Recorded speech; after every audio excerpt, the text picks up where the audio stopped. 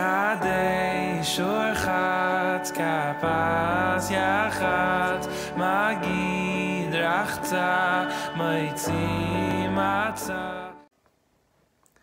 There once was a prince who was getting married, and you can imagine what it was like when the prince got married, a royal wedding, the son of the king and the queen, and all of the wealthiest and most famous aristocrats and noblemen from around the world were traveling to join in for this wedding.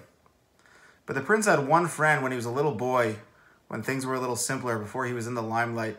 He used to sometimes go to the park, and there was a little boy that he would play with, and they had sort of stayed in touch. An old friend, just a regular, simple layman. And the prince wanted to invite him to the wedding too.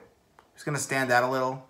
He didn't walk in the same social circles generally, but he received an invitation and he was very excited, and he decided he was going to attend the royal wedding. Big question, the dilemma that he had is, what do you get the prince for his wedding? What can you possibly buy or gift to he who has everything, who has access to every material pleasure and luxury that exists in the world? What can I buy the prince for his wedding? This young man worried. And finally he came up with what he thought was the perfect solution. The young man went to the fanciest, wealthiest store that he knew of, a store that he had never stepped foot in and never dreamt of shopping in. Couldn't even afford the shopping bags there.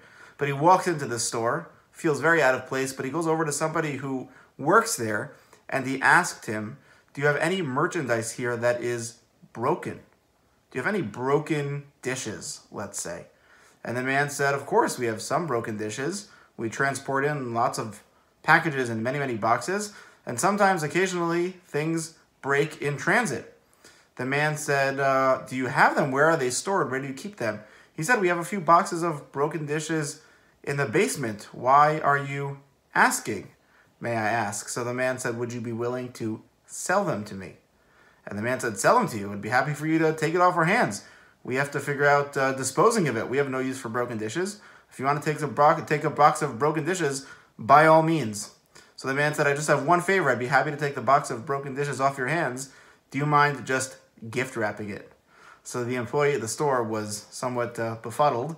Couldn't understand why he'd want to gift wrap broken dishes, but sure. They wrapped it up with some wrapping paper and a bow, and they sent the man on his merry way. So the man is very excited because as he shows up to the royal wedding finally, everybody's approaching the palace with large boxes and fancy gifts and presents, and he feels like he fits right in because he has a big fancy box and it has the name of this store on the side. It's the store that everybody at the royal wedding shops at, and the man is feeling quite good about himself. And he's there enjoying the wedding and sipping a cocktail when in the middle, surprisingly, one of the royal guards comes up to him and says, sir, you must leave the wedding now. And the man says, excuse me, I was invited. I am friends with the prince. He knows me. I received an invitation. Would you like to see it? The man says, no. I know who you are. I know you were invited. You brought a very disrespectful present to the prince on his wedding day. And the man says, what do you mean? I bought this big, beautiful box that has wonderful dishes from the fanciest store. And the man said to him, the dishes that you brought are broken. Now, the guest of the wedding knew that eventually they'd find out that the dishes were broken, so he was surprised that it was this quickly, but he was prepared with a response. He anticipated that this would happen. So he said to the guard, they're broken? Oh my gosh, I bought a new beautiful box of dishes. I cannot believe they already broke. And the guard looked at him without smiling and said, the dishes were shattered into thousands of little pieces, and each little piece was individually gift wrapped. On Pesach, one of the things that we're constantly reminded of throughout Yontif, in particular through the Seder, is that there are parts of our lives and even parts of the process of redemption and of Geula that are broken into little pieces.